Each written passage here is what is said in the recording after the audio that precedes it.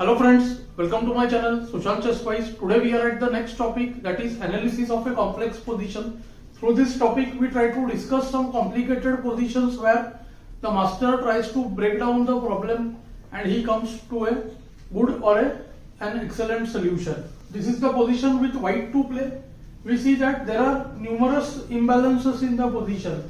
See, last move black has challenged the pawn on d3 and now white has to take a call what to do over here to protect d3. The rook on f1 is trying to attack f7 as well.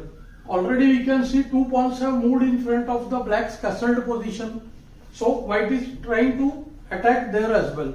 Same we can say about the white king also. Relatively speaking, we can say white king is bit better off than the black king. What are the candidate moves you should try to think over here, and after those moves try to calculate some lines and then try to match with the play generated by white. Since white is trying to open this queen side and center, he looks at the move d4, very obvious one, but see bishop into f1, the exchange would be lost. But white sees little further. He sees that after rook f1 this knight will have to move, and after the knight moves rook enters f7.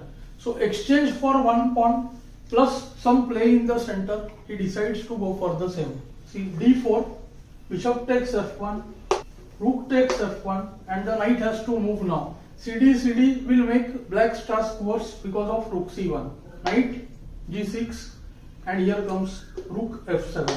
White of course has some play for the pawn. Now is threatening to take dc, bc, and maybe go knight b5. Also d5 comes under fire. White can consider the move e5 as well. In the game black played rook h8, trying to trade the rooks. After the move queen g3, which looks good because the threat is nh4 over here, white has bishop g5, stopping the move nh4, and after rook d7, white has e5.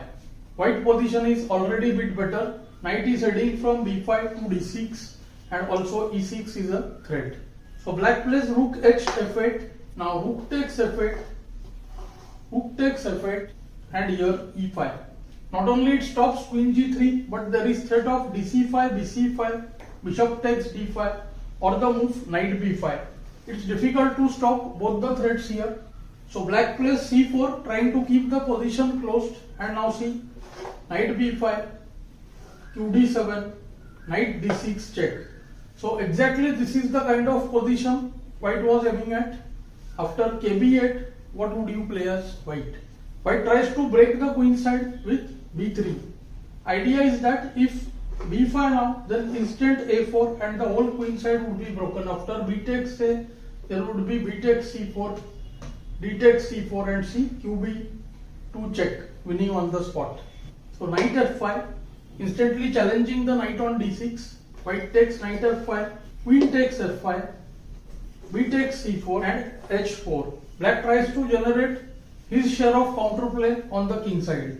Now g4 can be met by qb1 check, followed by d takes c4. So c takes d5, c allowing h takes g3, and queen e1. Immediately trying to regain the pawn on g3. Black goes with the only move knight f4, indirectly protecting g3. Now qg3 and e2 is losing for white. So bishop takes f4, queen takes f4, and here white goes d6. Now it's very clear that white's passed pawns in the center plus the bishop, that makes the position better than the black rook. Almost the position is winning for white over here. If black plays queen f2 check and tries to trade the queens, then after queen takes f2, g takes f2, king f1, rook d8, trying to stop e6 because d6 hangs. White has the very strong c, bishop c6, and now see after king c8, just e6, rook d6, e7, and the e pawn queens. So rook has to be given up for the pawn and white would win. Black tries g5, and here white finishes off the game with e6. Simple yet elegant. The threat is now see e7. So queen takes d6 forced, and now queen e4. It's game over. There are several threats now. qb7 check is made. Also queen a8 is unstoppable.